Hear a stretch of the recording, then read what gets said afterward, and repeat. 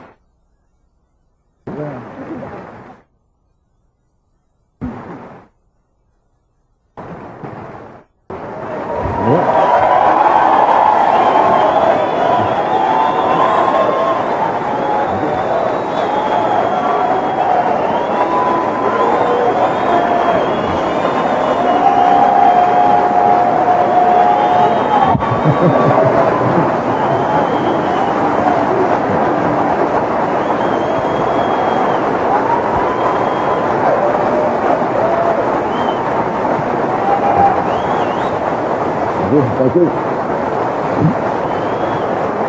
Mayor.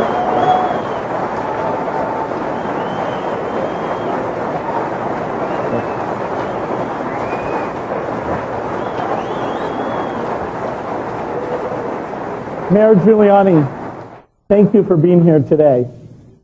Thank you very much, Bill, and thank you all very much for being here today. New York City has been through the worst attack that's ever occurred in the history of America on September 11. We had more people lost, more damage, more sorrow that's still flowing from it than I think anyone ever anticipated that we would have to suffer in the United States. But the end result is that New York City has emerged from that and continues to emerge from it stronger, much more confident in our ability to handle this, much more confident in our system, much more convinced that we're right and they're wrong, that we're right about political freedom, we're right about economic freedom, we're right about religious freedom.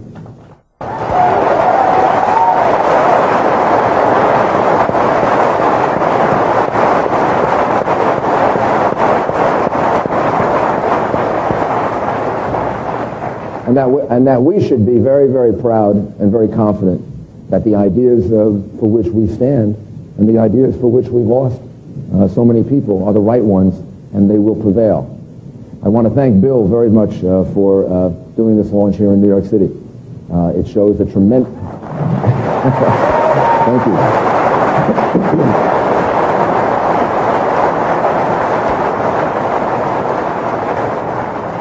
It shows a tremendous amount of confidence in the city of New York, and it shows the exact spirit that Americans have, which is in part a spirit of defiance, and in particular a spirit of confidence that our American system is right for us and right for the rest of the world. So I wish you the very best of luck with it, and I thank you and all of the other business leaders that are here for this launch of this new product, which really couldn't come at a better time for the city of New York. Thank you, Bill. Thank you.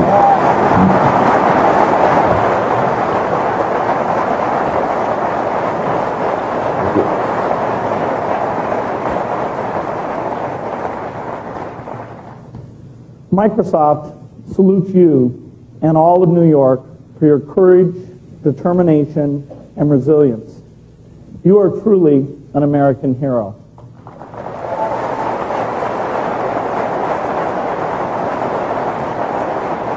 And so are the police and firefighters and citizens who risk their lives at a moment's notice to help others. We are proud to come here today and bring thousands of developers, retailers, and PC manufacturers from all over the world to New York. A few weeks after the September 11th attacks, I called the mayor to ask him whether he still thought it was appropriate to hold the launch here. Without hesitation, the mayor said, absolutely. And I agree. There was only one place to launch Windows XP, right here in the heart of New York City.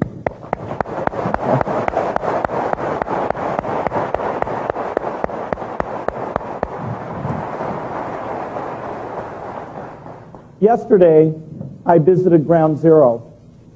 I will never forget the devastation and the sheer inhumanity of what I saw. But I also saw America's strong spirit, courage, character, and community. I also visited the command center, where PC technology is helping to coordinate the emergency efforts. And I met with employees from Microsoft and many other companies who are helping with the relief and rebuilding efforts. I've been struck by the role that technology played, and especially that the internet played during this crisis. On September 11th, hundreds of millions of people relied on the internet to get news and to communicate with loved ones. Today, we're here with a few simple messages. First, we all fully support the global effort to fight terrorism. Second, New York is back and open for business. And third,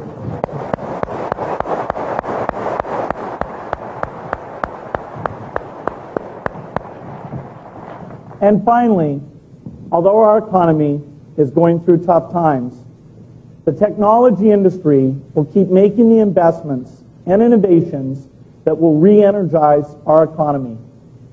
Once again, Mr. Mayor, thank you for your great work and for your support of our industry. Thank you. Thank you very much. Thank you. Thank you. Actually, there's one point that Bill said something that I should have mentioned when I spoke earlier. The command center that was erected would not have been possible without the help of Microsoft, many of your other businesses in the technology industry, all of whom devoted a tremendous amount of work over a 48-hour period nonstop. The command center that now exists was destroyed at 7 World Trade Center. It was crushed on September 11th. It was rebuilt by September 14th. And without technology, without the computers that we have there, without the connection to the internet, New York City would not have been able to function. So the point that you make is a very important one, and the role that your industry plays in the security of America is an enormously important one, and I thank you very much. Great. They rebuilt that in 48 hours. Yeah, that was amazing. And your people?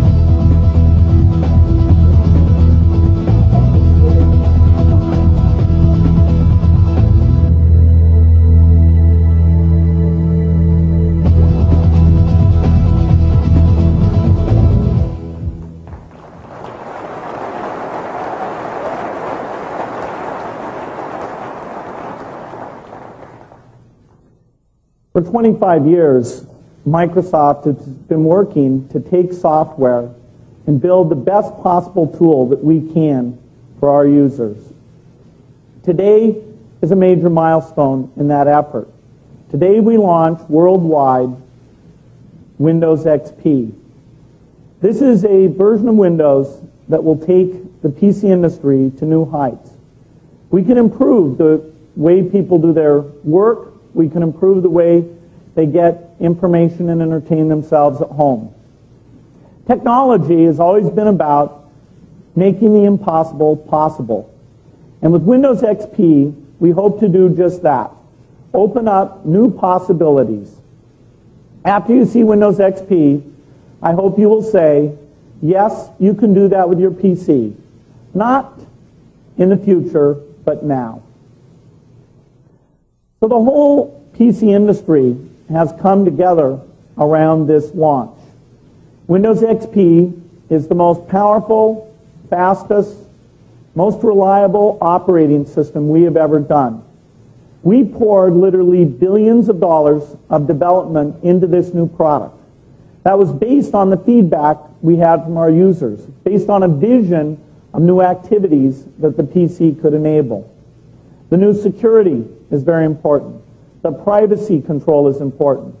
The messaging for real-time connections is a foundation. The new personal digital experiences really will look back and say it's common sense. These are the ways that people deal with information. Together with Office XP, Windows XP will set a new standard for business. So the foundation we've got here, it's a platform. It's a platform that allows people to develop on top of it. For the last several years, we've been enhancing the platform. We've been sending out beta versions and sharing the information so that people would have a chance at the same time that we come along with Windows XP to release their applications. It's also about new experiences. You can experience a lot of new things just because of the built-in capabilities of Windows. And that's where the XP name comes from. It's about Windows experiences. But I want to emphasize that as important as this milestone is for Microsoft, it's also an industry milestone. The PC manufacturers are here today. In fact, earlier we had a CEO panel where the PC makers, Intel, Staples, a leading retailer, we all talked about how we're getting our energy behind this, how we can get people to see new possibilities and either buy new PCs or upgrade their PCs. So it's really through the new things that are built on top of Windows that it fulfills its full potential. We have a pavilion here at the launch with lots of partners showing off their new software applications. And it's large companies, small companies, all very excited about what people will be able to do. We are seeing PC designs optimized for Windows XP for the quick performance, the quick booting, building 802.11 in. And so it's all the elements, the hardware and software coming together along with the applications that make this so important for the industry. Perhaps most important, though, is that this is a milestone for PC users. People spend a lot of time in front of their PCs. We have over 400 million users who sit down and use Windows every single day. And it's for them that the ability to do what they do now in a better way and get more satisfaction out of that, as well as start to see the new possibilities, the things that they wouldn't have thought about doing with their PC, that we now guide them into those things in a very simple way. So what pieces have we thrown out here? Well, in fact, in a sense, this is the end of an era. Microsoft and the original PC rose to prominence based on the MS-DOS product. And even as Windows came along, Windows 3.1, Windows 95, Windows 98, underneath, MS-DOS was running there. Windows simply sat on top of MS-DOS. Well, so today, it really is actually the end of the MS-DOS era. It's also, we would say, the end of the Windows 95 era. That was the most important Windows milestone up to this day. And even when we did that launch, we talked about that the Windows 95 era would come to an end. Let me show you a little clip from the Windows 95 launch. I get interviewed a lot. People say, well, you know, isn't this a huge problem between you and Apple, that you've got this Windows 95 thing? And I say, no, we're really coming together, because until today, only Apple thought Windows 3.1 was a crummy operating system. And now we agree Windows 3.1 is a crummy operating system.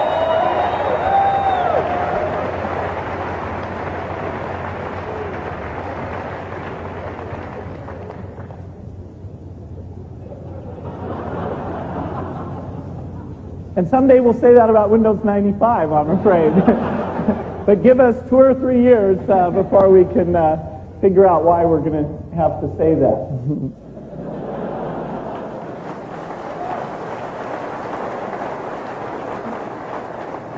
Well, it took more like 6 years, but certainly our users gave us a lot of reasons to say that Windows 95 simply isn't good enough. Well, let me herald the end of the DOS era here. I'll just simply type exit for the last time in MS-DOS.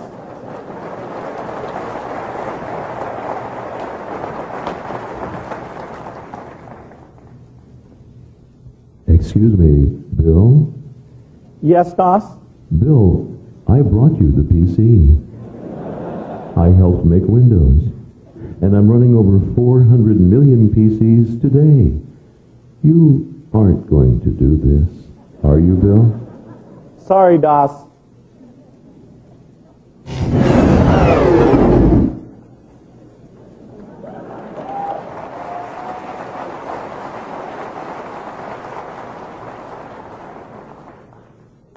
Well, that movie wasn't called 2001 for nothing.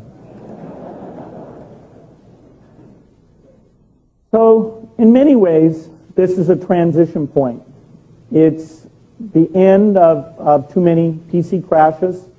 It's the end of the static web era and the start of an era where the web will be dynamic. We'll program against the web. This new term, XML Web Services, you're going to be hearing about that more and more because Windows XP lays the foundation for that. I also hope we'll say that it's the beginning of the end of the narrowband era, that people see with XP and its capabilities that broadband really should arrive, not only for businesses, but eventually for consumers as well. You can say what we've done here is we took the best of Windows 95, the broad usage, the large number of applications. And we took that compatibility, and over all these years, we're able to build that into our high-end technology, the so-called NT kernel that's at the heart of both the professional and home edition here. It's revolutionary to be able to do that, and yet we made it evolutionary in terms of the user interface, the applications. We've allowed people to take that step up. Of the installed base, over 400 million used the 9X code base, and about 70 million used the Windows 2000 that was based on that technology. Now, all of those people will be working with the high-strength base operating system. And it will give the industry the opportunity to focus all its energies around the driver model and the richness that's possible with that technology. Well, there's one person who throughout the decade he's been at Microsoft has constantly been saying, we've got to get to this new level. We need it for reliability. We need it for the new capabilities. And he has persevered year after year. That's, of course, Jim Alchin. Jim runs the Windows group. I'm very proud of the work he's done. He's really the one person we can point to and say, congratulations, we've finally gotten there. This is a really big beginning, and you drove it and made it happen. So let me welcome Jim on stage and congratulate him for the great work.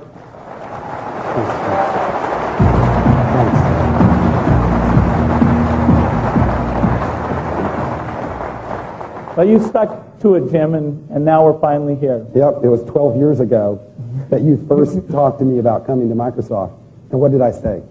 He said we got to get to the one code base. I said that no, I didn't think that this was the place for me. I thought maybe the right thing to do was to, go to a company that believed in really reliable systems. And when I came out to Microsoft, you and Paul Moritz brought me over and said, there's this new guy we just hired. His name's Dave Cutler. Why don't you talk to him for a minute? Of course, Dave is the person behind the VAX system. And I went over to Dave, and you may not know how Dave talks, but Dave says, I don't work on toy systems. I only work on real systems. And that was the beginning 13 years ago. He had already started 2 years before I started there. Then the history, this long journey that we've been on. So it's been an exciting journey for me and the team. And today, we're unleashing that real system, a system that's more reliable, more secure, and easier to use. Go ahead and show them what it's like. Okay. There are many reasons.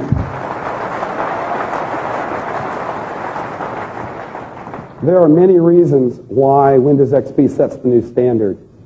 Let's just talk about reliability. This slide says 10 times more reliable. In our testing and in e-testing, it shows 30 times more reliable. And that's still, the operating system hasn't crashed. Some business applications stop, but not the operating system. This is compared to Windows 9X, 98. In Windows 2000, Windows XP is still more reliable, at least 20% more reliable in our testing. What about performance? Windows XP is 36% faster running Winstone 2001 on business apps, 77% faster if you're running content creation. The system boots faster, up to 27% faster than Windows 98 Second Edition, and it loads apps that you've been using frequently 25% faster. What about security? Well, Foundstone says that Windows XP can provide the strongest network security available. Now, why is that? Well, there are many things that we added to the system. Internet firewall, so that when you install the product, you get instant protection from attackers trying to get into your system. We added a bunch of other capabilities to the system for security. But we also worked with the industry, the antivirus vendors, the consultants, to ensure that their products, together with Windows XP, created a holistic experience. We also came up with a new advanced technology that let us scan all the source code in the system to look for potential security issues, and we removed them before we shipped. We also put Windows XP on the internet, and we didn't have a single compromise, and we left it on there for a very, very long time. What about usability? Well, the slide says 25% better. This was based on about 100 different usability studies that we did with 1,000 different participants. But I don't think 25% really gets across the importance of what we've accomplished. The failure rate before of doing simple tasks like copying photos to a CD was very high. We show an 80% increase in completion of doing that task in Windows XP. We show a 40% increase in completion of those tasks if you're just trying to take pictures from a camera and bringing those into the system. Another area that Windows XP is setting the standard for is deployment. Now, that's something that we've worked on for our PC manufacturers because it takes time for them to load it in their manufacturing facilities, but we've also worked on it for the business space.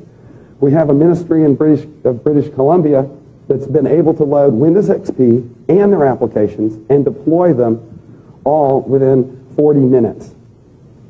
So across the board, we think this is a great solid foundation.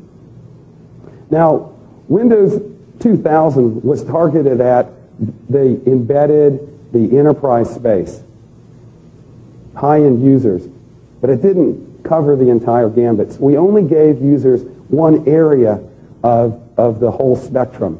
Now, what we've tried to do in Windows XP is cover the entire area. What I want to do is talk about Windows XP being more than just for consumers. Often, that's what people think of because we focus on all the great things that we're doing in digital photography, digital video, music, and the like. But that covering that spectrum means that it has to be great for business too. And we've had two innovative programs that we've used in the Windows XP program. One is called the Joint Development Partner Program. That's one that we've used for businesses where we spend time with the businesses, they pre-install it, we test it out in their environments to make sure it does what it is that they need out of a system. So to sort of give you the idea, the feel of what Windows XP can be for business, I've got a video that I want to run and show what BMW has been doing with Windows XP. We're producing worldwide, we're selling worldwide, and very important, we are sourcing worldwide. BMW is really BMW Group, a global company. We are in the spearhead of technology. Without being that, our product would not be in a prime position in the market. There are a few things why BMW chooses Windows XP. We see more security. We see better support on laptops. It's very reliable and very stable. With Windows XP, offline folders are encrypted on as a local system. If a laptop were stolen or lost, the data cannot be seen. That's a very, very important issue. BMW is thinking about to migrate some CAD applications from Unix workstations to Windows-based platform. The first results shows very good stability. Given the high investment that we have in the infrastructure, our interest is to get the best quality and the best value out of it. So I think Microsoft has done that, setting the standard, getting the hardware industry behind it, and so we get the best output out of it. Today, it's certainly the benchmark.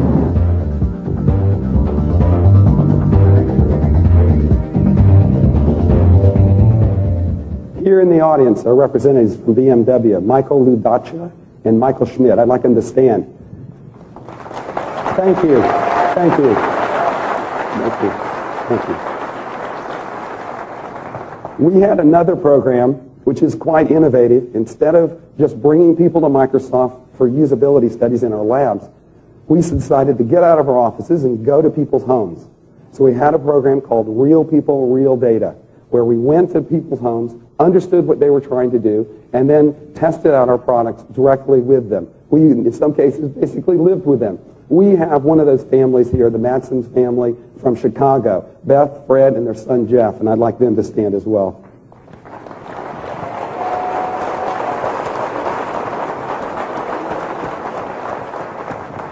I want to give you an idea how they were using Windows XP. This is the Matson family PC, and let's look at what Beth does. Beth uses her PC a lot of times to do a PowerPoint story. In this particular case, it's sort of a funny one. It's about water towers for somebody inside Microsoft. But she's also done serious ones dealing with the tragedy of September 11th. Let me switch gears and look at how Fred uses the family PC. Fred uses the PC for remote control model airplaning. This is one of Fred's designs that he actually created. And back here he has a web page with the rules and regulations with RC planes. Let's look at what Jeff does. Jeff's a guy after my own heart, into music.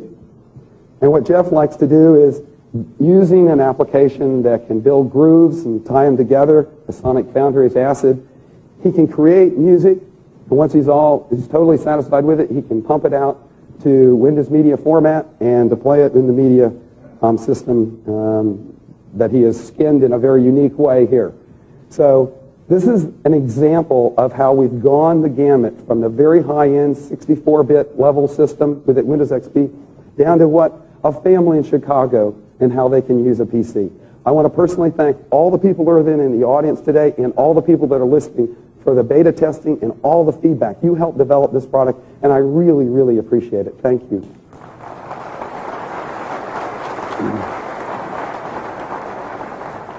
So not only does Windows XP represent tremendous opportunities for what users can do at home or at work, but it also represents amazing opportunities for the PC industry.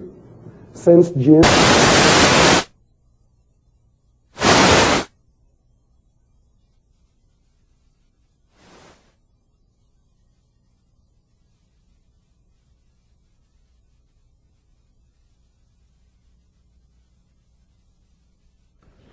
Ladies and gentlemen, we're having a small technical problem with our satellite link. We'll be up shortly. Thank you.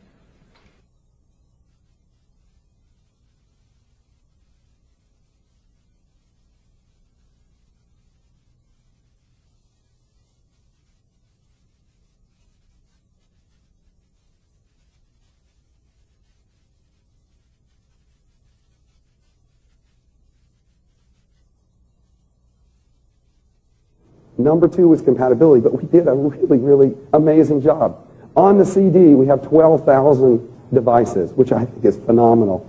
And we've got thousands more that are going up on Windows Update today and that are available on the internet. 90% of the high volume applications that have been shipped in the last 3 years work great on Windows XP. And we created a new logo program that we encourage customers to look for, because these applications, these designed for Windows XP logoed applications or devices, we know have a higher level of quality than previous applications. And we've got 3,200 designed for Windows devices and apps today, with about 500 coming each week. So incredibly broad industry support. I want to show you some of the different systems that are now shipping from our top partners in this space. I have a whole line here. Up here we have a compact 1700T system, and down here we have a very cool Evo D500 system. Now this system is unique because it's got the smallest form factor that has a Pentium 4 in it, but it's also cool because it's got full expandability here in the front of it. So very, very cool. Up here we have a Dell 8100, which is very cool. And down here we have a Dell C400 Latitude. This is a great form factor as well. Very, very fast resume times, which is something that together with our partners we've worked hard on. It's great for mobility. Up here we've got a Gateway Solo 9550, and down here we have a Gateway 700S system. This is a feature-packed consumer system with extreme performance. It supports VideoWare, and it's great for the digital video experience. Up here we have a HP Pavilion N5475 and an HP OmniBook 500. It's a great form factor, as you can see here, and it has optional wireless built in, which is fantastic, and as it's pretty obvious it's going to be great for a mobility experience. Up here we have a ThinkPad T23, and down here we have an all-in-one station for business, the NetVista X41. This is a powerful business desktop. And as you can see, this is it. This is the whole computer here. Very innovative form factor. Takes up only 25% of the desk space. In the back here, we have a Sony Vio MX system. And down here we have the smallest compact form factor that we've got up here. Integrated high-quality camera up here at the top. We've got MPEG-2 video encoding capabilities. It's obviously great for a communication system. Back here, a Toshiba Protege 4000. And down here, we have an all-in-one, if you will, satellite system, S504. High-end NVIDIA graphics, high-end audio, fantastic sound from the system. Desktop replacement for consumers. It's also very good for a music experience, obviously. Those are systems from our top partners. But I want to make two other points. The first is that Windows XP is a system for all software and hardware vendors. We have a generic PC here, and because Windows XP is designed as a platform first and foremost, you'll see running here Netscape, AOL, Yahoo Messenger, and Real Player. So regardless of the solution, regardless of the PC, Windows XP enhances your experience. The last point I wanted to make in this broad range is that Windows XP comes on machines of all shapes and all sizes. I've got an eMachines 1090 here. This is a Windows XP machine. It's less than $500. Very, very impressive. Well, we have come a long ways. It's been quite a journey. I've been at Microsoft 11 years. I'm super proud of this product. I'm super proud of the team that created it. Customers love Windows XP. My group and Microsoft in general is in the business of creating opportunity. Windows XP represents a land of opportunity. And frankly, that's why this is such a historic moment for us and the industry. Thank you very much.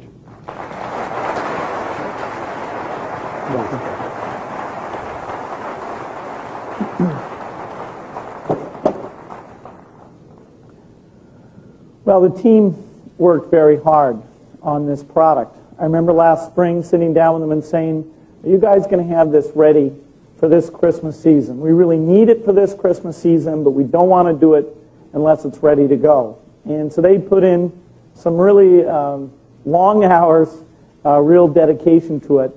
So let's have a round of applause for the Windows XP team.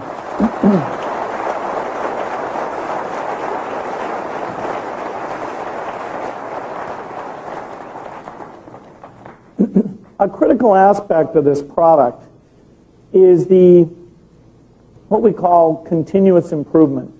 And this is something that I'm really thrilled about. I think it's something that we needed, but we have not had until Windows XP. It's the idea of a complete feedback loop. You know, how does Microsoft know when somebody wants their PC to do better? How do they know what's going on? How do we know what pieces may not be fitting together in exactly the right way?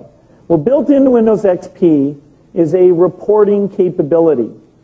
And so for anybody who allows this to work, we can see every time there's a hang or a crash or a serious problem on the PC.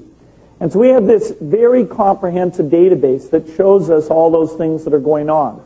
Now we take that information and together with our partners we say, hey, was this driver solid enough? Was this application working the right way? Was this hardware working the right way? And we make sure that we can feed improvements out to that user base. When we did this in the past, it was way too cumbersome. People would get too many notices. We didn't have enough up there. We didn't have drivers and the broad set of things people were interested in. So we said we've got to get this to critical mass. We have to have it be common sense that an XP machine, whether it's in a corporation at home, you're getting these regular updates.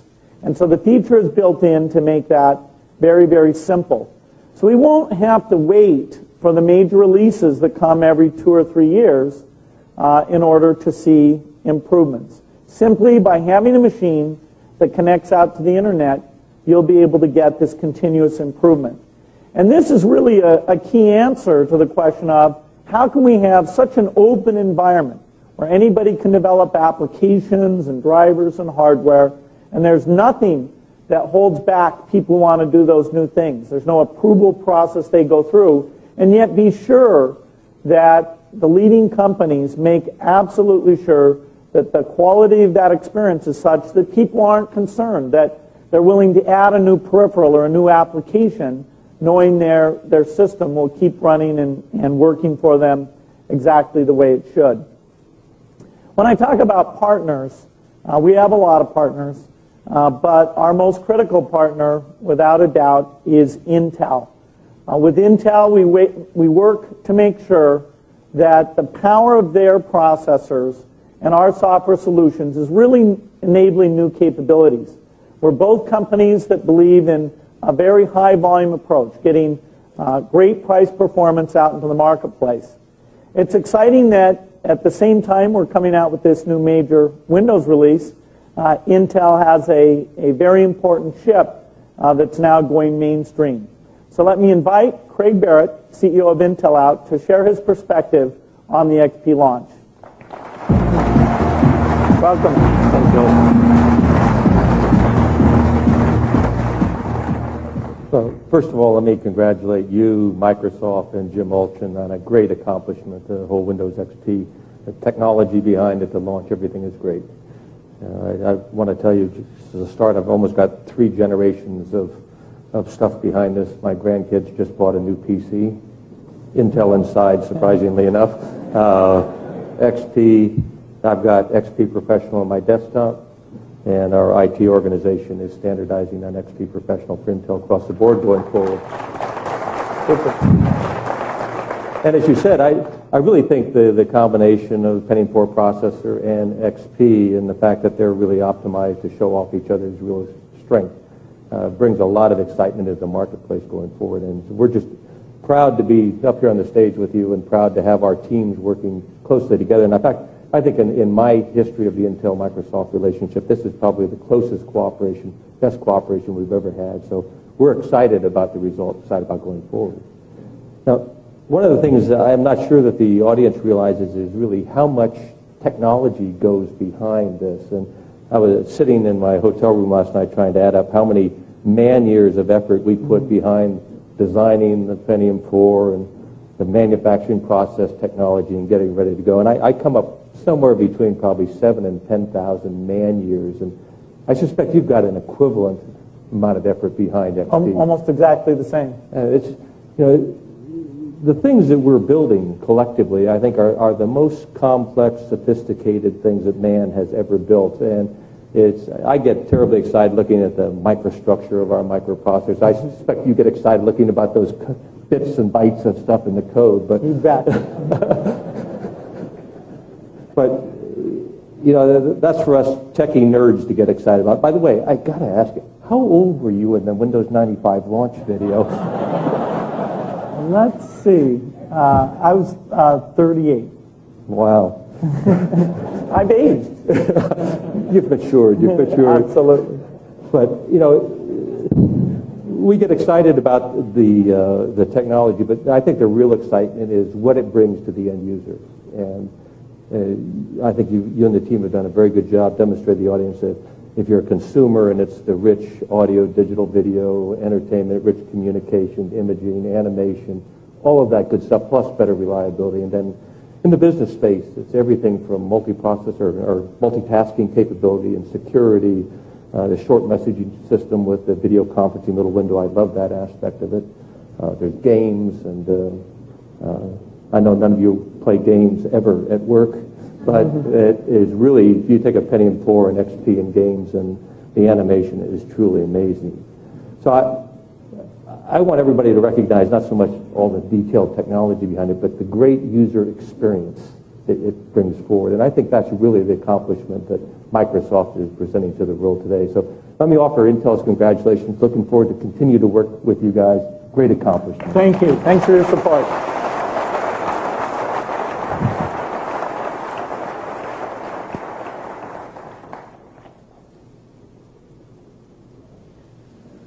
Many people, as we've talked about the enthusiasm of these beta users, where They literally say they're never going back to a previous version of Windows. They've asked us to dimensionalize this. And if you simply look at doing the things you were doing before, the time savings are quite considerable.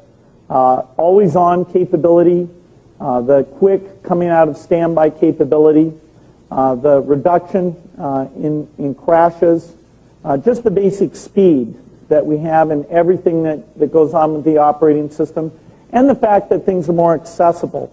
You can see what's going on. You can control that interface just in a far better way. If you've ever got a question, this support capability where you can just connect up, it's pretty clear to us that a Windows user over the course of a year is going to save themselves a man week because of these new capabilities.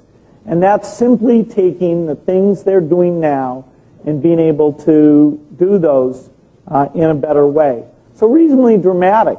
It just shows the leverage that comes when we spend the billions of dollars and put the product out as a high volume, low price product. Now on top of that savings comes the ability to do the new things.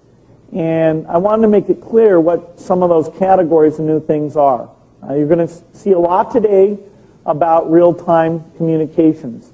This is not just instant messaging, because when people think about that, they think about text. What we have here is the extension to audio and video as well. Perhaps even more profound is this screen sharing. You know, whenever you're on the phone with somebody, you want to talk about a list or a schedule or a presentation or a budget. Well, now people will do that. This kind of net meeting capability was so hard to get at Windows that it was almost like a cult feature. And now we brought it to the mainstream, and we expect most people to use that. Mobile computing. On an ongoing basis, you're going to hear about how our industry is driving Wi-Fi, or 802.11b, into mainstream usage. That is a very big thing for the new scenarios. And XP brings that forward. If you have an XP machine, there's many locations now where automatically you'll see the network come up and just offer to connect you up and connect you up with security. Help and support, a huge overhead thing. And now the diagnostics built in and this screen sharing thing allow those to be handled in a very different way. The common sense of digital photography. Why haven't people switched away from film? Well, the cameras are certainly getting there, the cost, the resolution, the printers, but it's just the setup. How do you move the photos? How do you keep the names? How do you make sure you don't lose them? How do you organize them? That's what we put so much work into. Likewise, digital music. The user is empowered by organizing things the way they want, and yet it hasn't reached critical mass because the tools simply weren't built in the right way. Digital video coming along with the great camcorders, the low cost of storage, and finally home networking. Again, something that a few people were able to set up in the past. Now it's something that's a mainstream thing. You get two PCs, they'll recognize they're together, be able to set up and gateway through to the internet in a simple way. So those were some of the key scenarios that we really put new technology in, took it out to the users to make sure that this would be something that everyone could take advantage of. So, you know, XP is about hundreds of millions of people doing these things. We thought a lot about, you know, how could we bring this home? How could we bring someone who clearly wasn't, you know, an engineer and, you know, really people could relate to in a big way. And we thought, who's got the energy and the excitement? Who's sort of a consummate New Yorker who can, you know, be a good example of someone we can bring in with Windows XP. And so we've got somebody fantastic for that. Please welcome Mr. Regis Philbin. Hi, everybody. Hello, Bill. How you doing? Nice to see you. Welcome. Thank you. You know, I'm excited to be here, but I got to tell you something. I am your greatest challenge. Uh-oh. Yeah. I've talked about this on the show. I've tried so many times to conquer this, to get into it, to be a part of, you know, the century, and I can't do it. It just doesn't work for me. There's too many things to press. There's too much to remember. I give up.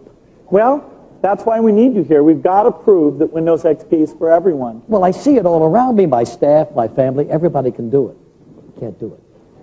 Well, Regis... Incidentally, why am I the only guy here with a tie on?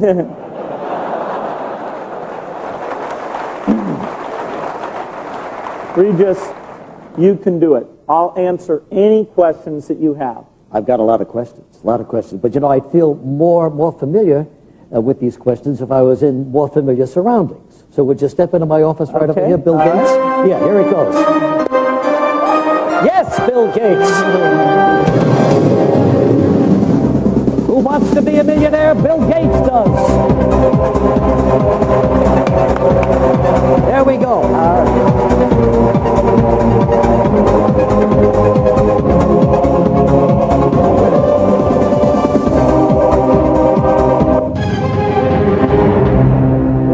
Well, you know, Regis, I've always wanted to be on your show.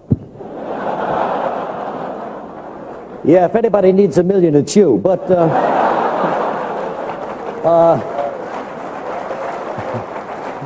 weren't you on my show yesterday? Well, that was Kelly's show, wasn't it? Easy, Bill, easy. Easy on the funny stuff. You mean my other show? You mean the Millionaire Show? We'd love to have you on that show. All right. Yeah. Who wants to be a millionaire? Bill Gates does. You think it's worth your time? Well, I don't know.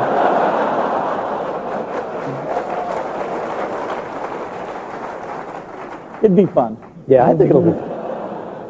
If you could get past the fastest finger question. I can do it. Sure you can. All right, let's start with some easy XP Windows questions, okay? See how much you really know about this product.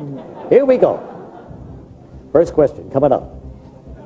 Bill Gates, what does the XP in Windows XP stand for? Is it extreme power, expediency, experience, supercalifragilistic expialidocious?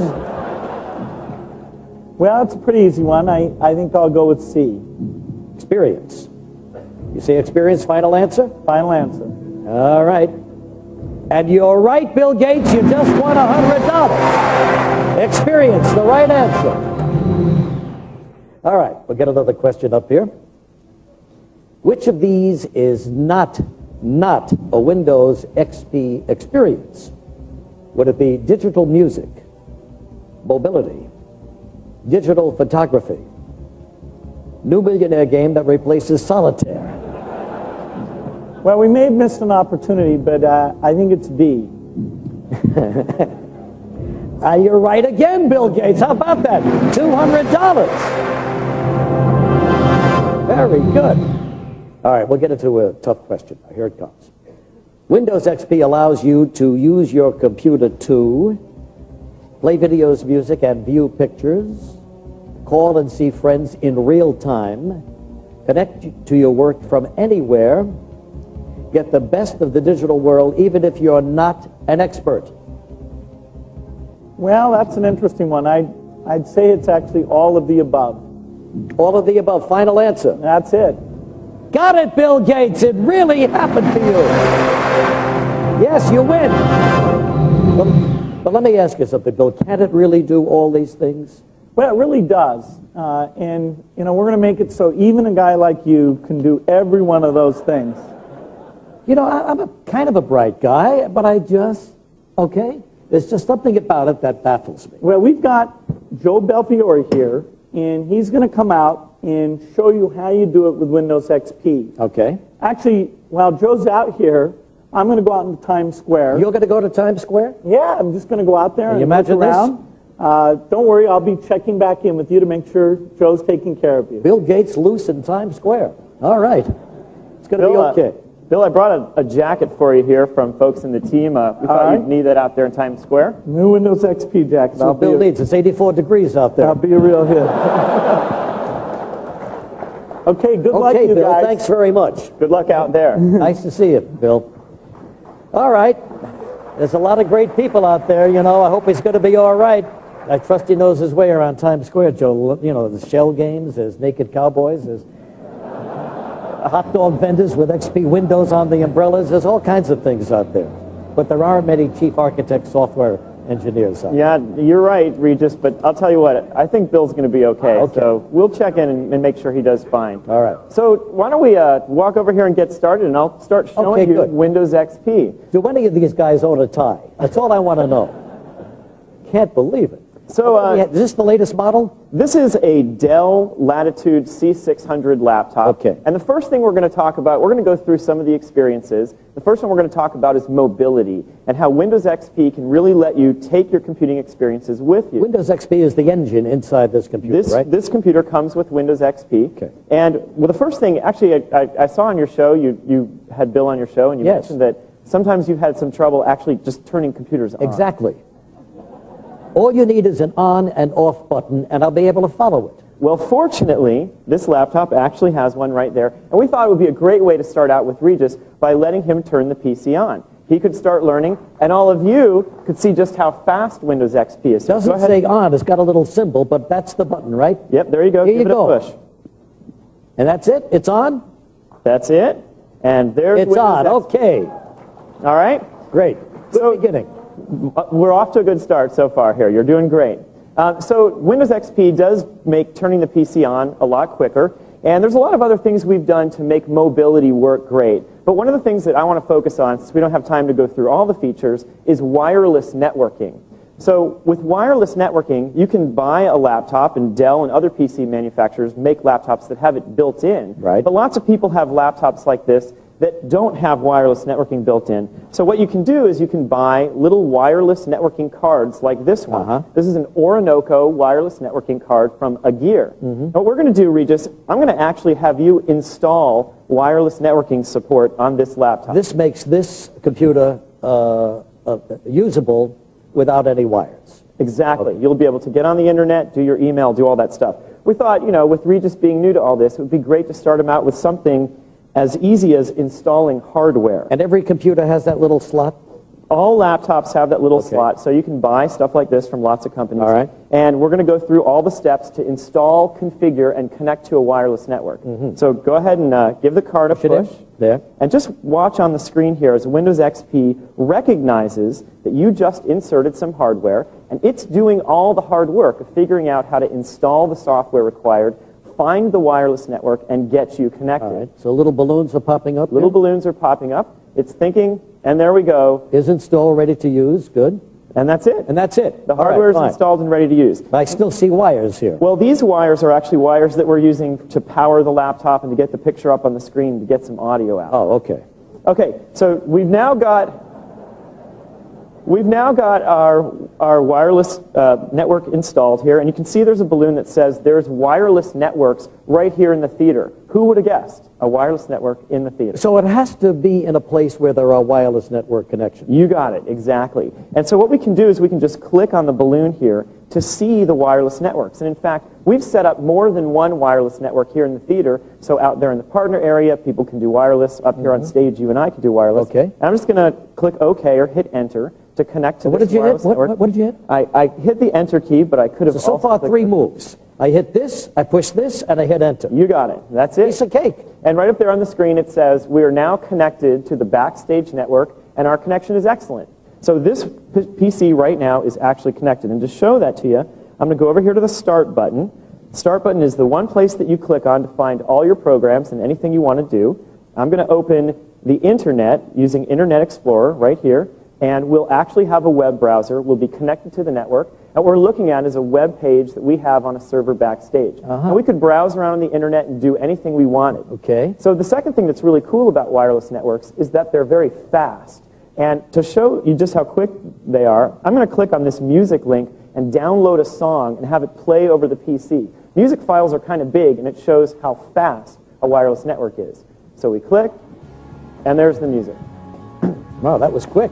Simple as that. That was quick. So not only is it easy for you to set up a wireless network, hopefully you'll decide that you can do it, but it's also really fast once you've got it set up. You did mention a key point, Reg, which is that for wireless networking, there has to be an antenna, or you have to have your PC in a place where a wireless network has installed. And I thought it would be cool to show you a little bit about what my wireless day is like when I take my laptop and go to all these places. So let's actually, I'm going to unplug this. I'll yank the screen, yank the power, yank the audio. I'm going to lift this puppy right up, And I want you to join me on a little imaginary walk through my wireless day. Okay? Where are we going? Okay, well, in fact, let's take a look back here. We're going to start at home. Okay, yeah. So step on over here. So you can work it at home without fact, any wire. I can and I do. I have a wireless network in my house, and all I have to do is turn on my laptop or plug in the card. A little balloon pops up on the screen, like the one you see there, telling me that I'm now connected to my home wireless network. Lots of companies are building accessories that let you connect to a wireless network in your house. How did you make, you just buy that and you put it in your house? Exactly. You buy that, you connect it to the internet, you have a little wireless card like this, turn on your laptop, with Windows XP, you're good to go. And then you can browse the web, play online games, do all kinds of stuff. My wife and I like to sit in front of the TV on Sundays with our laptops and update our fantasy football scores to see how we're doing. Sounds exciting. Exactly. Okay, let's move on. Yeah. Another place where wireless networking is becoming really popular is at work, in the office. I take my laptop to the office a bunch, and all I have to do is turn it on. I could be in a conference room, I could be in the cafeteria. And most offices are set up for wireless. Many actually are. In fact, we did a survey recently, 70% of CIOs of large companies say they are currently testing wireless networks at their businesses now. That would speed up everything in the business, wouldn't it? That's the idea. Yeah. So people could take their laptops and work in the cafeteria, or if you're stuck in a meeting that's not the most productive meeting in the world, you can get some other work done. Okay. All right, let's move on. Another great place where wireless networking can really provide benefits to people, where it's taking off. I see them all the time. In airports? You got it. Yeah. So you go to an airport. I can take my laptop to an airport. In fact, on the way here, I did this at Seattle Airport, where there's wireless networking. I turn it on, and sure enough, at the airport, I'll get a little balloon like that telling me if there's a wireless network. If there is, like in this case, I can click on that, see a list of available networks, and companies like Wayport are actually installing this service in lots of airports today. So people can go, they pay a small fee just to get online, and then while they're waiting for their flight, they can be doing their email, on the web, all kinds of stuff like that. What about on the flight, Joe? Not yet? Not yet, but I'm sure we'll get there soon. Okay. One cool thing, by the way, Wayport is one of these companies that's got this support in airports. Wayport has announced that for all Windows XP customers, starting today until the end of January, that Wayport wireless service will be free if you're using Windows XP. No kidding. So that's kind of cool. That's nice. Good. The last place where we're seeing wireless networking really start to take off is in hotels. I can take my laptop to a hotel, I turn it on, whether I'm in my room, I'm in the lobby, I'm in the coffee shop, I'll see one of these little balloons that tells me a wireless network is there. I can connect to it, I can then browse the web, do my email, all that same sort of stuff. If you don't see the balloon, it's not going to work. If you don't see the balloon, then you're not in a place with a wireless network. But a key thing is that these wireless networks are happening in lots and lots of places. So more and more, you'll be able to go somewhere and do wireless networking. Terrific. And in fact, Reed, we're going to make sure that you can do it, and all of you folks in the audience can do it, because the folks from Agir have provided these wireless cards free for all of you and for you. Not so you bad. can go try this stuff yourself with Windows XP. Great. That's a great idea. All right, so that's wireless and mobility. Thanks. I think Bill has probably made it to... Are we going to check in with him? We should check in with him. I hope he's there safe and sound. Bill Gates in Times Square. Hi. There he I'm is. here at the Starbucks in Times Square. Let's go see what's happening inside. I'll take an iced decaf triple venti, skim, light on the ice, latte. Next. Hi. I'll take an 11 megabit 802.11 with a dynamic IP connection. And I'll have a beverage with it too. Well, your network's up, and here's your drink, sir. Wow, that's a strong double mocha. Sir, that's hot chocolate. Wireless network. Outstanding. Dude, isn't it complicated to go wireless? No, it's a snap. You'll be on the web faster than the Yankees beat the Mariners. Mercage. Very catchy. Excuse me, I've got a Windows Messenger request. Hi, Bill. Howard Schultz. What a coincidence. I'm in a Starbucks right now. The wireless network you're testing in here is great. It's Howard Schultz. He's the head of Starbucks. Hey, they're talking on the internet. By this time next year, Starbucks is planning to offer customers high-speed wireless internet access in many of our stores across the country. Terrific. Windows XP will be a big help for that. It's so fast I was surfing before I was sipping. Absolutely. We're also planning to use Windows XP with compact technologies in our stores. We're also going with Windows XP in our enterprise. Thanks a lot, Howard. Have a great launch. Next time the coffee's on me. Well, hot chocolate. Did that guy say something about free coffee? Joe, Regis, back to you. Thanks very much, Bill. Ed Kotz. Anyway, they're smart people, these Starbucks folks. They're everywhere. They sell their double decaf lattes and Oprah book CDs, everything, and now they're wireless too. You got it. And wireless really is one of the cool things about Windows XP. But what we want to talk about now, and why we're here, is to talk about digital media.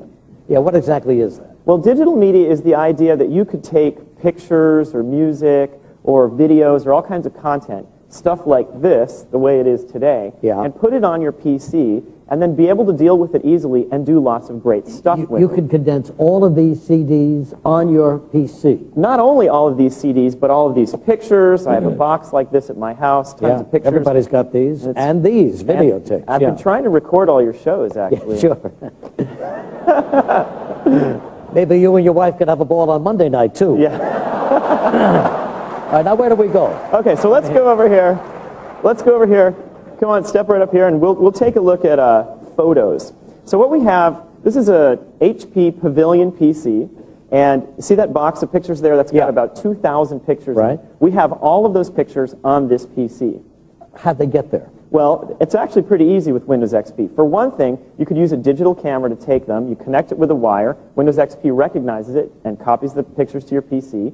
Or you could use a scanner to take pictures like that, scan them in, and have them on your PC. But then how do you know which picture comes up after the next one? Well, let's take a look, actually. Okay. Well, I'll give you a quick look. Now, again, to do this, I just have to go to the Start button, place to start stuff.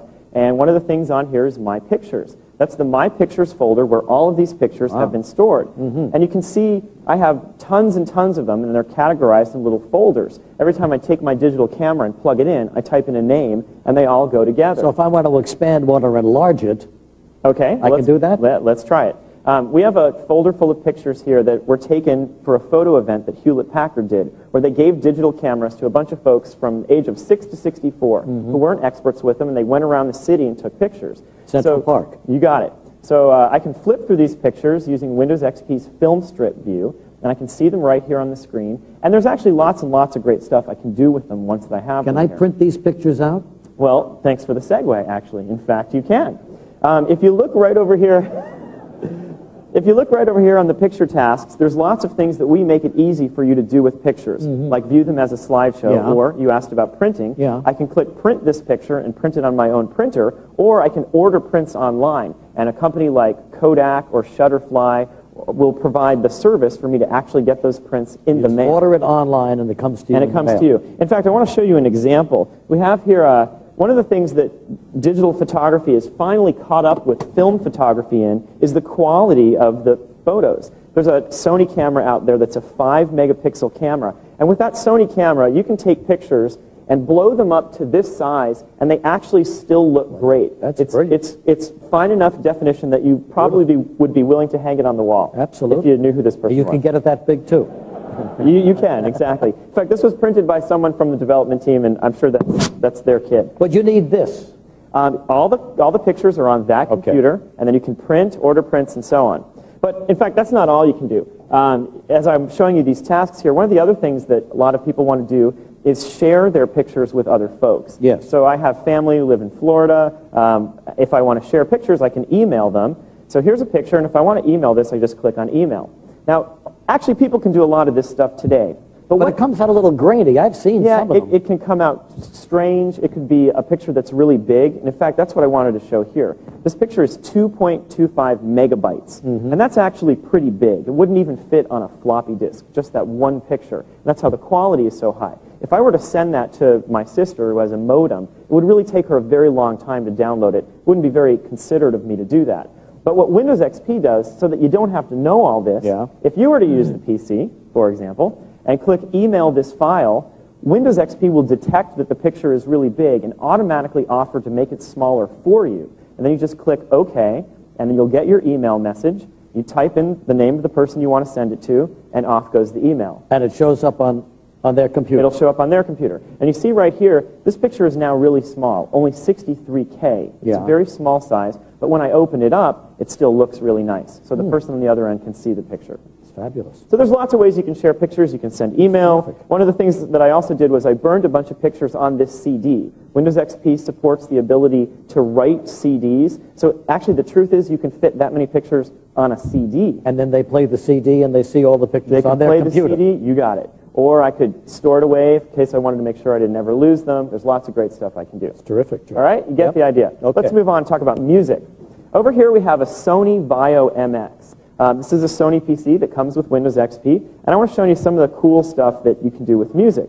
I'm going to go right over here and open the My Music folder, and in fact, all of those CDs, that's 2,000 CDs, we have stored on this computer right here. Just like the pictures are stored on this one. Exactly. In fact, there's room on the PC to put even all the CDs and all the pictures. No kidding. Yeah, so you can get all that stuff on there. You know, you think about using audio CDs today. They're great, but if you lose one, then you don't have it anymore if it gets all scratched up. Sure. This way you can keep all your music safe and together in one place. And how's the sound quality? Good? Sound quality is great, and I'll show you in a second. So if you see, I can scroll through the My Music folder and see all my digital music files. I have tons and tons of them in here.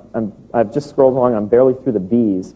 I'm a Billy Joel fan, local guy. So let me go in there and I'll show you. I have a bunch of Billy Joel albums here. Okay. And if I want to do something with the music, listen to it or whatever. You just keep hitting that little mouse and all of these things happen. Huh? I just double-click the button, go in, and there I am. So Windows XP makes it easier for you to deal with all these music files. Once you put the CD in, copy them to your hard disk, it can tell you who the artist is, how long the song is, and so on. If I want to play the music, I can just select a song, go over here, and choose Play, and that song will be selected along with the rest of the content of the album. In Media Player will come up here, and we're listening to some classic, appropriate Billy Joel. Wow, fantastic. And that's 2,000 albums at least, huh? On this PC. On CDs, yeah. Yep. Okay, so this is Windows Media Player. I want to show you a little bit about it. It's been updated for Windows XP to make playing and dealing with music really effortless for people. So you see I have my playlist here, my album art. The Media Player also makes it possible for me to deal with all that music. So if I go into my media library, I can look at it in different ways. I can look at it, for example, by album. The list you saw before was all by artist. They're all listed there, huh? They're all here. And so who did that?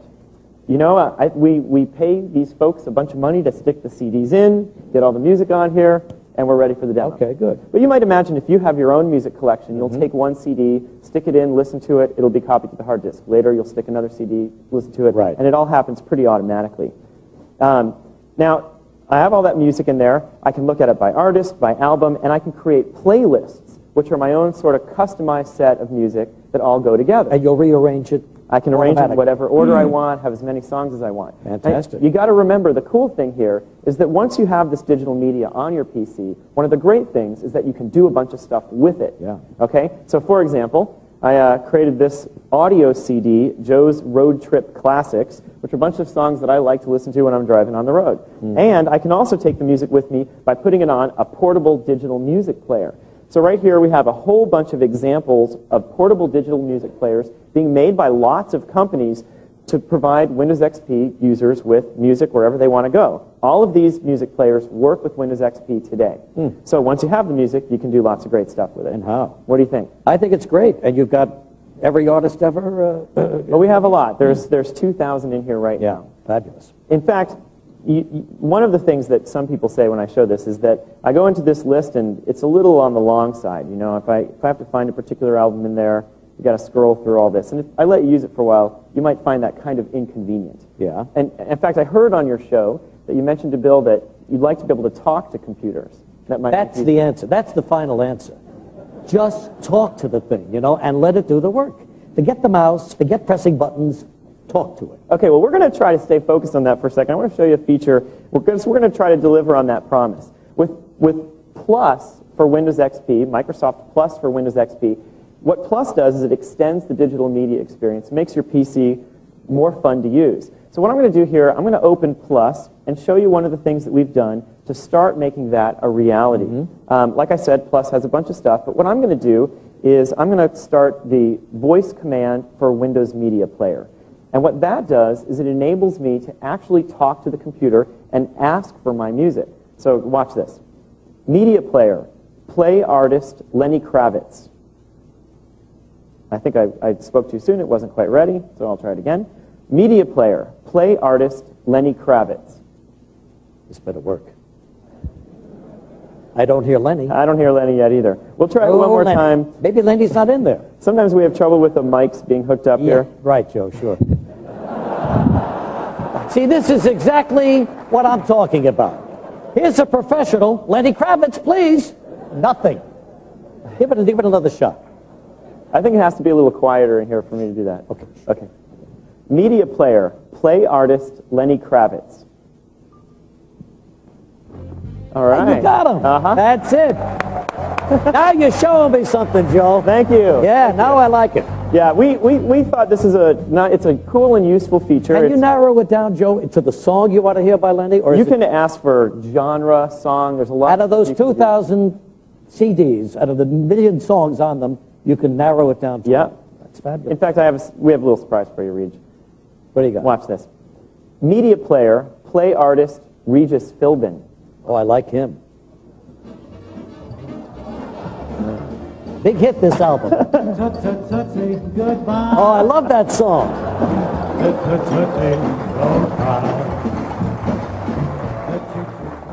Who needs Lenny Kravitz? Yeah, there you go. Okay, so you get the idea how digital media and music makes all this stuff possible. It's incredible. It really is. And I'm just going to exit out of this. The next thing I want to talk about is video. Because with digital media, you know, there's photos, there's music, and now there's video. We have a Sony camcorder here. I'm just going to turn it on and connect it to the PC. And the Windows XP PC will recognize that I just attached a device. We're connecting this to that. Exactly. Okay. I could have attached a regular camera, and what Windows would do is it would prompt and say, well, what do you want to do? You just plugged in a camera, what do you want to do? And it gives you a list of choices. I can record a video using Windows Movie Maker. I can edit and record video using Adobe Premiere, software that's created by Adobe. I can capture and record the digital video using Sony's DV-Gate Motion, which comes on this PC. So I have a range of choices, and lots of companies are providing those services. And what I'm going to do is I'm going to open Windows Movie Maker, because I want to show you what comes with Windows XP. These are the movies you make. Exactly. Okay. So what I've done, actually, just for expediency, rather than capturing all the video here, I captured the video earlier, and I started working on a little video project of my own. I want to show this to you, and I'm just going to finish it. So these are clips that I played from the camera into the computer. I'm going to grab one more clip here. You're going to do editing right here? I'm editing right now. I just dropped the clip in, and we have some Lenny Kravitz. You know, we thought about Lenny Kravitz? We thought about putting Regis in here, but somehow we didn't think it would fit with the theme of this. I know my place. Video. Okay. So now I've done my little editing, and then if I want to see it on the computer, I can just click play right here and watch the video on the computer. So now you're adding the music to your... I just added the music. Fabulous. This was a nice summer day in Seattle. Yeah, you could... You're your own movie producer, director, and editor. I'm trying. Yeah, very It's good. possible with Movie Maker that's part of Windows XP and with some of the stuff that other folks are doing. So what I can do is I can create that little movie, but again, remember, it's what you can do with the stuff once you have it. I can save it to my hard disk and keep it. I could put it on a CD. I could send it to my friends or family by email. It would automatically make it small and send it out so other people could watch. But what I want to show actually is a really cool thing that a different company has provided, which is the ability to create DVDs. So this VIO computer actually comes with a writable DVD drive. And a company called Sonic has an application that can create DVDs. What we did before the show today was we took that same video and actually burned a DVD. And over here I have a Sony consumer DVD player, just like DVD players that lots of people have. I can stick the DVD in the drive. You might imagine I sent the video to my family or to my friends. They can take it home. I click play, and voila, they're able to watch my edited video on a DVD. Wow. You transfer that from PC to PC, or you have to mail it to them? I could mail it to them. I could hand it to them. If I thought I was a really great filmmaker, I could put my DVDs in stores and try to sell them. Families are going to love that. All right. So that's video. It's pretty good, Joe. Thanks. Awfully good. It's incredible. It really is. There's one more thing that we want to show related to digital media. Now, as Jim and Bill said, Windows XP includes experiences that are part of Windows XP, but it's also really important that other companies can create and build even new experiences that are not things that we worked on. So I want to show an example of that. There's a company called Snapstream that has created a product called Personal Video Station. And what they're doing is taking advantage of features built into the Windows XP platform to create this program that lets you use your PC like a fancy VCR. You plug your cable TV in, and then it can record TV shows, and you can do all kinds of stuff with those TV shows once you recorded them. And the Windows XP platform makes that pretty easy for these folks to do. So here we are. To record a show, I just go click on the record function here, and you see this is a program guide from local New York shows here. This is what you'd see if you had this PC at your house. You know, if you see any shows on here that you think would be good ones for me to record, let me know. Any ideas? I love that Who Wants to Be a Millionaire show. Oh, that's a good idea. So I can just click right on that, and I can record it. You know, I can record it once. I can record it weekly. Whenever it comes up, you'll record it. Yeah. In fact, since you're here, I'll record it daily.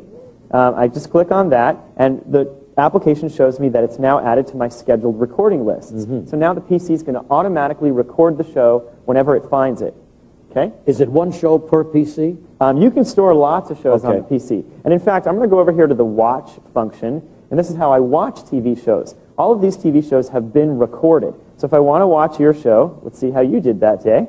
I'll click the play button. The TV show comes up in Windows Media Player here, and I can go to full screen mode and use my PC just like a TV. Boy, the quality is fantastic, isn't it? Do you mean the quality of the show? Or no, I mean of the picture I'm seeing. I mean, it's really great. Oh, well, we think it is too, and that's what these folks he's are a able nice-looking guy, yeah.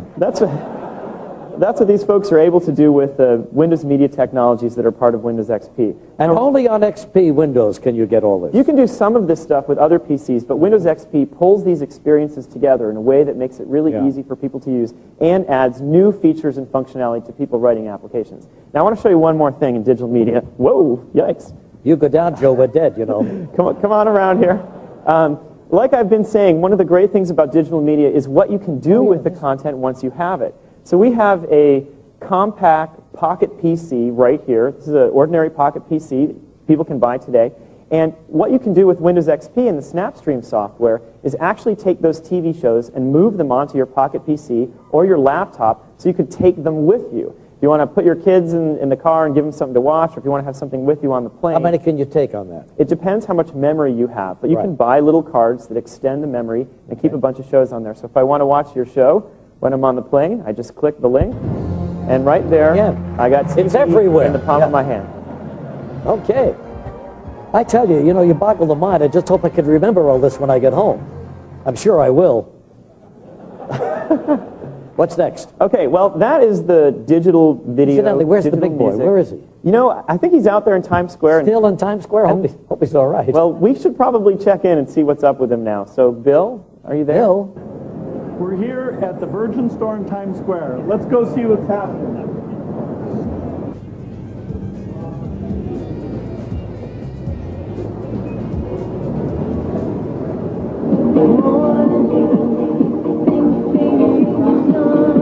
Great. I think I'm going to ask the expert a question about what to get my executive committee for their stocking stuffers.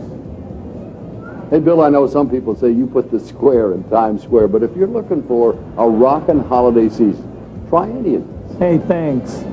My pleasure. Pretty amazing they got Casey Kasem to do that. Hey, buddy, you're going to be done with this XP workstation anytime soon. Hey, this is really cool. We've got XP delivering 250,000 music clips, 11,000 DVD previews, and 7,000 video games. It's a great use of the media technology in XP. Nice haircut. Hey, what kind of music do you like? The reigning Prince of Pop. What else? Well, what do you got? Let me look at that.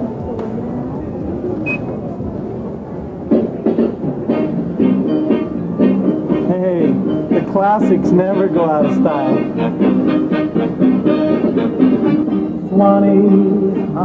I've got one more stop to make. Back to you, Joe and Regis.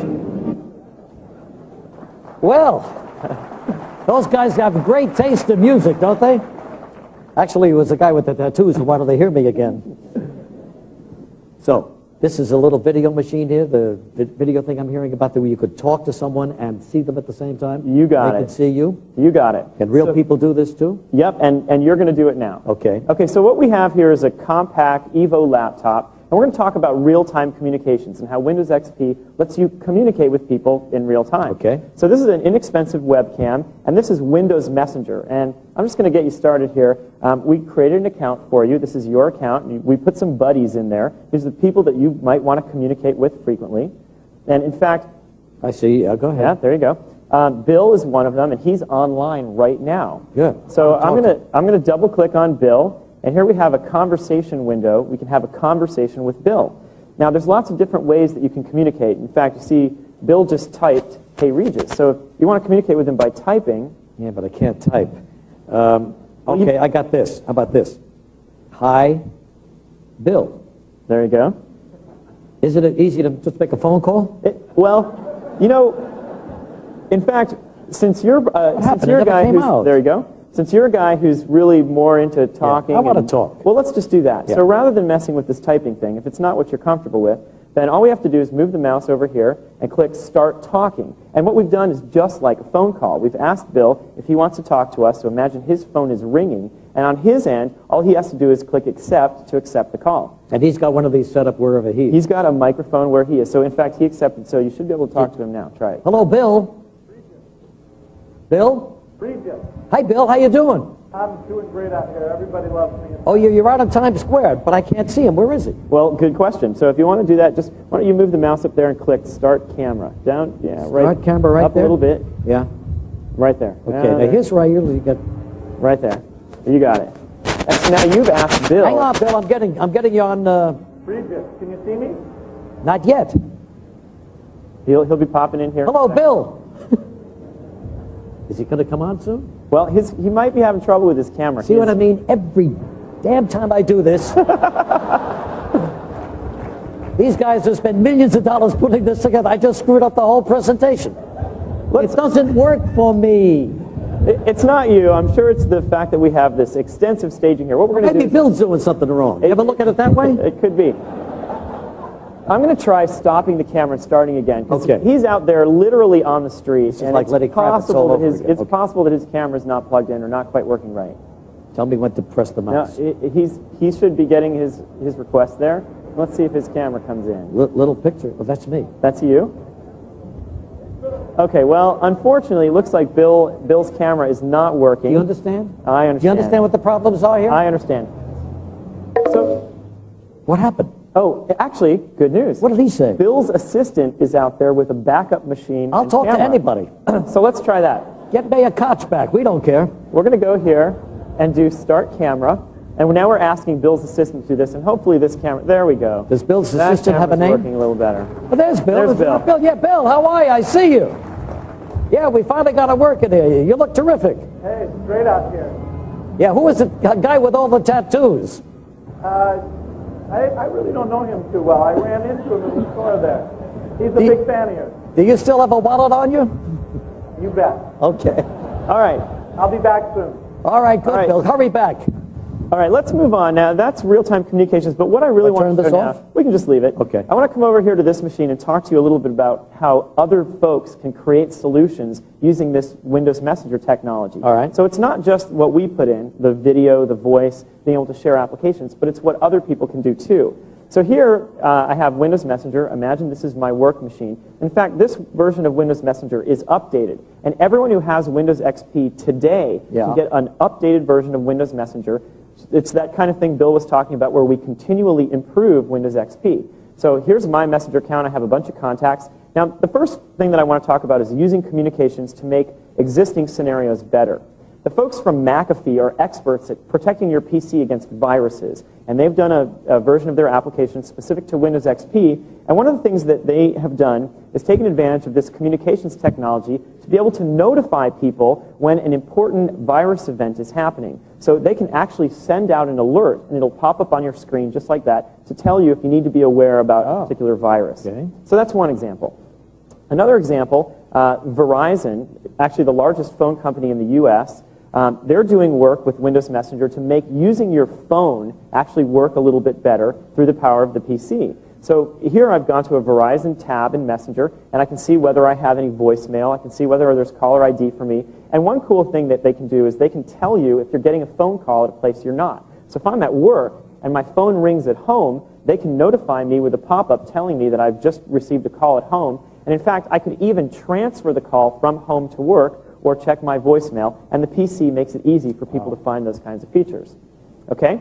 Another thing that folks are doing with this, there's this company called CNM, and they do work with phones, and what they've tried to do is use Windows Messenger to help connect people over phones. So what I'm going to do actually is select a bunch of my contacts here.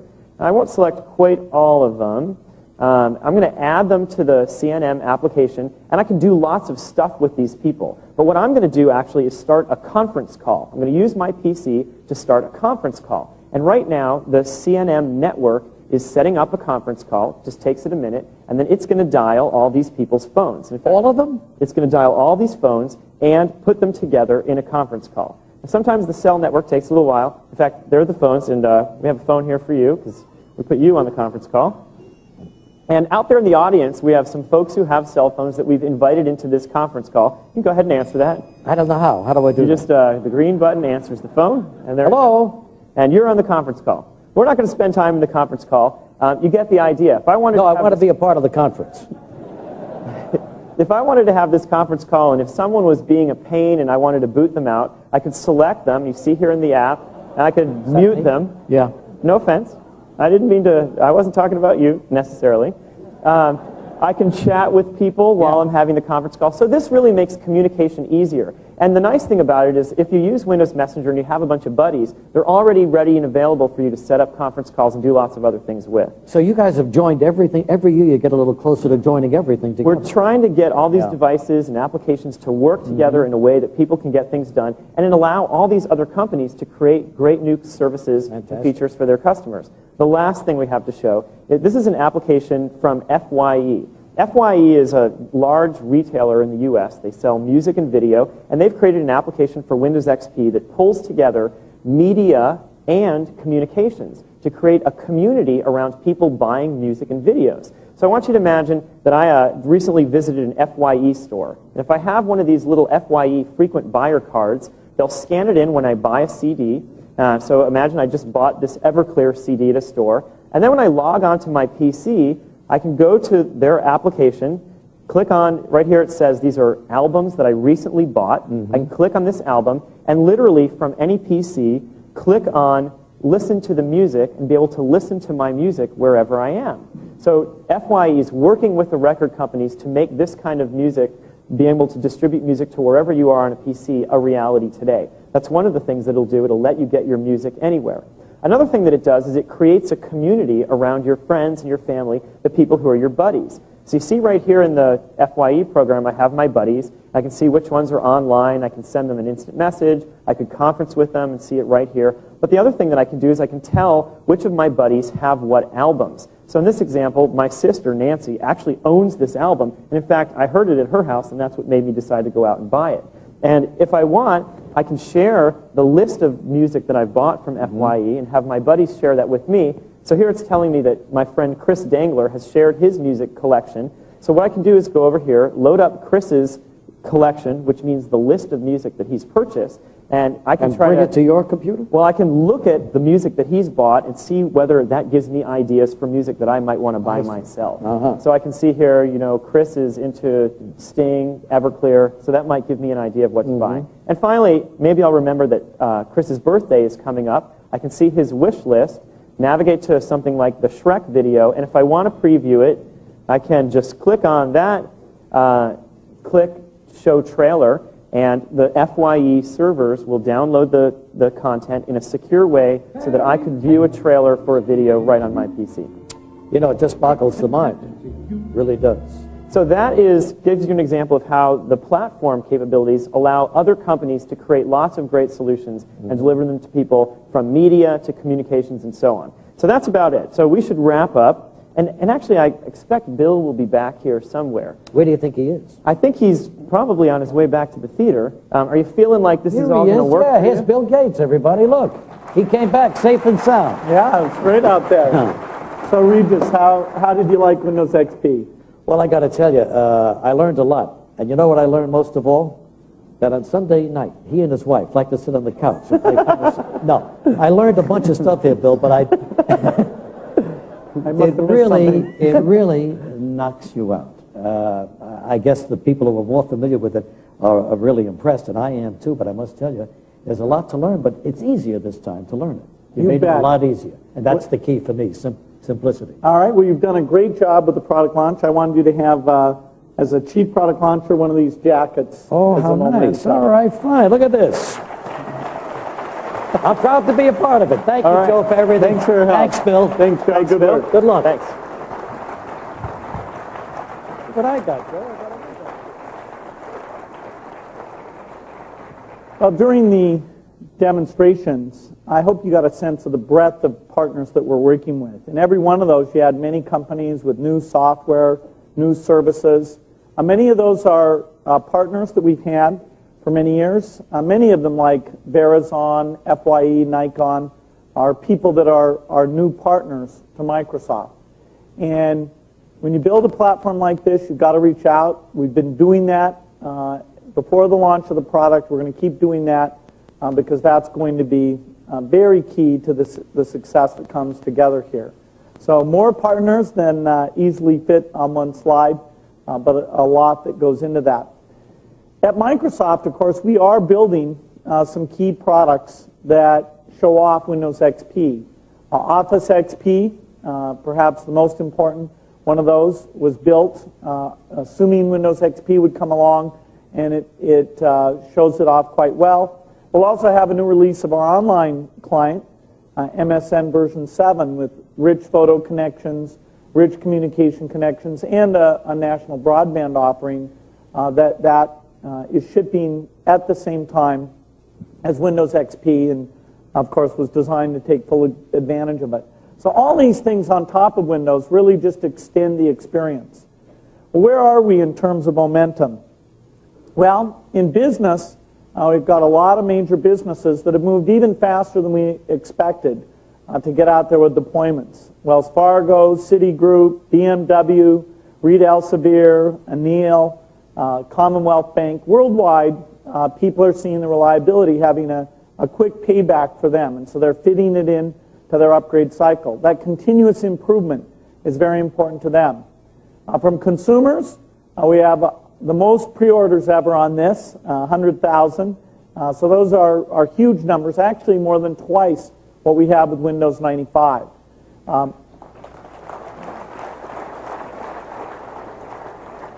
If you go into a store to buy a PC today, you'll see that those PCs overwhelmingly have XP. In fact, there are over 5 million PCs worldwide sitting in stores ready to go with XP. So very key to this selling season that's coming along. So certainly since Windows 95, there's never been anything like it. We've learned a lot since then, and we're launching off of a much bigger industry, a much bigger installed base than ever before. And we think that will drive things forward in a big way. So what kind of things can you expect to see when you go into those stores? Well, each retailer will be creative in their own way about packaging neat new things because of the extra traffic they're going to have. You'll see that many of them, particularly with the Pro Edition, are including RAM. And I was amazed to see that you can get 128 megabytes of free RAM, or even more in many of these offers. One of our partners in the 802.11 world, Wayport, is saying that all their connections be free for XP users all over the next 3 months. And then the variety of deals, software add-ons, peripheral add-ons, digital cameras, all the things that show off why we needed this new platform. The retailers have put neat things together that go around that.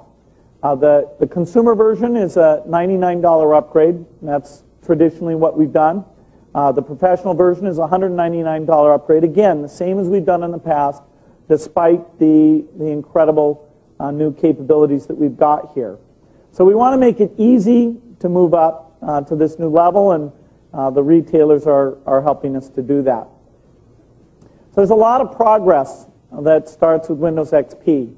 Over this holiday, if you take all the different systems and peripherals, the total size, the total selling worldwide will be over 100 billion.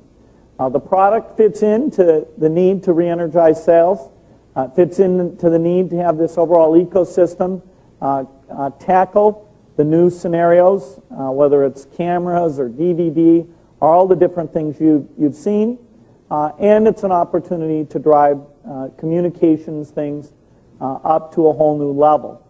So a lot of new beginnings here as the computer industry moves into a phase assuming the much richer platform.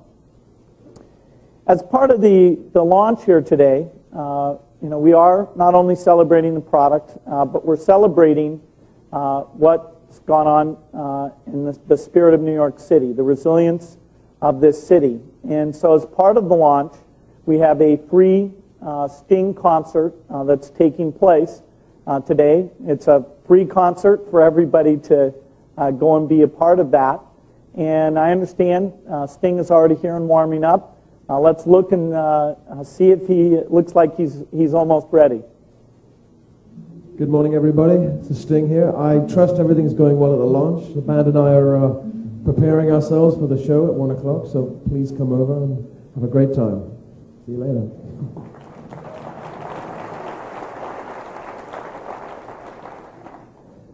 So we're very excited. We're focused on providing innovations in software, driving the continuous improvement for a much better experience.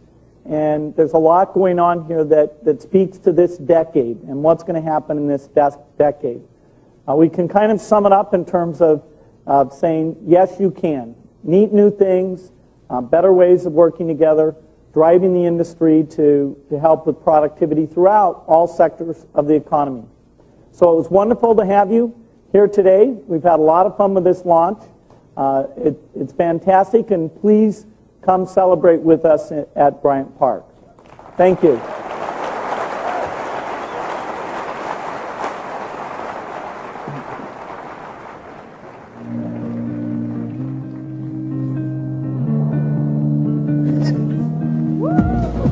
Ladies and gentlemen, you can pick up your copy of Windows XP in the South and West Lobby